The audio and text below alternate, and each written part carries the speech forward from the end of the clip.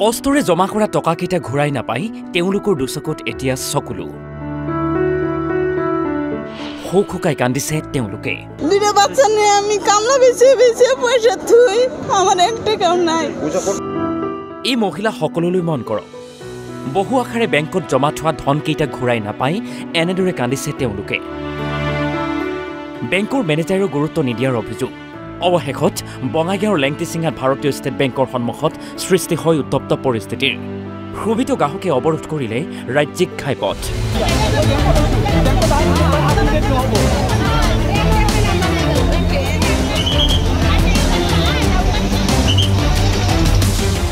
দৰাচলতে লেণ্টিচিঙা বজাৰস্থিত ভাৰতীয় ষ্টেট বেংকৰ CSP স্বত্বাধিকাৰী আবু হানিফে গ্ৰাহকৰ পৰা 2.5 কোটি জমাকৃত ধন লৈ পলায়ন কৰা CSPটোৰ গ্ৰাহকৰ মাজত হাহাকাৰ লাগিছে।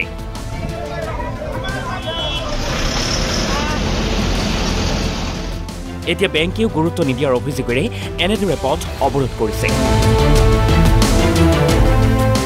দুটা বাচ্চা নিয়ে আমি কামলা বেচে পয়সা থুই কষ্ট করে খাই। আজকে আমার সব কিছু টাকা হানিফ তুলে না পলাইছে, আমার এক টাকাও নাই। CSP ছিল হানিফের CSP, আজকে এই দিন হয়ে গেল আমার কোনো ব্যবস্থা নয়। এই কারণে আজ আমি রাস্তা ব্লক করেছি। মানে লেংটিচিঙা স্টেট বেংকটা মই রাস্তাটা অবরোধ করেছো। মানে হাজার হাজার মহিলার টাকা লৈ হানিফ পলাই গেছে CSPৰ পৰা। মই সেই কাৰণে মই ৰাস্তাটো অৱৰোধ কৰিছোঁ। মই মুখ্যমন্ত্ৰীৰ পৰা মই আবেদন কৰিছোঁ, মোৰ ন্যায্য বিচাৰ দিব লাগে আৰু টাকাখানি কেনেকৈ গৰীবক ঘূৰাই যায় সেই বিচাৰটো মোক দিব লাগিব। জড়িত থকা ষ্টেট বেংকৰ মেনেজাৰ জড়িত থকা বুলি মোৰ সন্দেহ হয়। অভয়পুৰীৰ পৰা উত্তম কুমাৰ মণ্ডল, অসম লাইভ 24।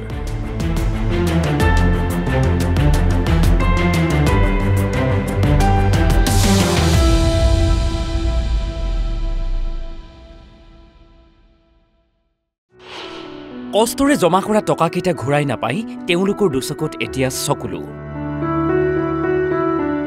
হুকাই কান্দিছে তেওঁলোকে। দুটা বাচ্চা নিয়ে আমি কামলা বেচে পয়সা থুই আমার এক টাকাও নাই। এই মহিলা সকললৈ মন কৰক, বহু আশাৰে বেংকত জমা থোৱা ধনকেইটা ঘূৰাই নাপাই এনেদৰে কান্দিছে তেওঁলোকে। বেংকৰ মেনেজাৰেও গুৰুত্ব নিদিয়াৰ অভিযোগ।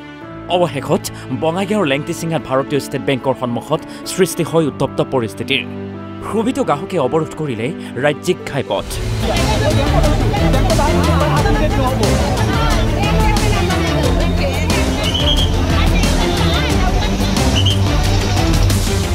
দৰাচলতে লেণ্টিচিঙা বজাৰস্থিত ভাৰতীয় ষ্টেট বেংকৰ CSP স্বত্বাধিকাৰী আবু হানিফে গ্ৰাহকৰ পৰা 2.5 কোটি জমাকৃত ধন লৈ পলায়ন কৰা CSPটোৰ গ্ৰাহকৰ মাজত হাহাকাৰ লাগিছে।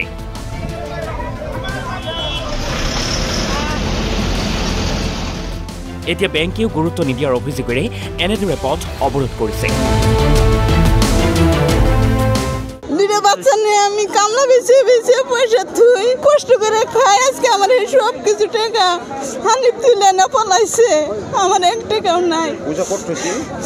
CSP ছিল হানিফের CSP, আজকে এই দিন হয়ে গেল আমার কোনো ব্যবস্থা নয়। এই কারণে আজ আমি রাস্তা ব্লক করেছি। মানে লেংটিচিঙা স্টেট বেংকটা মই রাস্তাটা অবরোধ করেছোঁ। মানে হাজার হাজার মহিলার টাকা লৈ হানিফ পলাই গেছে CSPৰ পৰা। মই সেই কাৰণে মই ৰাস্তাটো অৱৰোধ কৰিছোঁ। মই মুখ্যমন্ত্ৰীৰ পৰা মই আবেদন কৰিছোঁ, মোৰ ন্যায্য বিচাৰ দিব লাগে আৰু টাকাখানি কেনেকৈ গৰীবক ঘূৰাই যায় সেই বিচাৰটো মোক দিব লাগিব। জড়িত থকা ষ্টেট বেংকৰ মেনেজাৰ জড়িত থকা বুলি মোৰ সন্দেহ হয়। অভয়পুৰীৰ পৰা উত্তম কুমাৰ মণ্ডল, অসম লাইভ 24।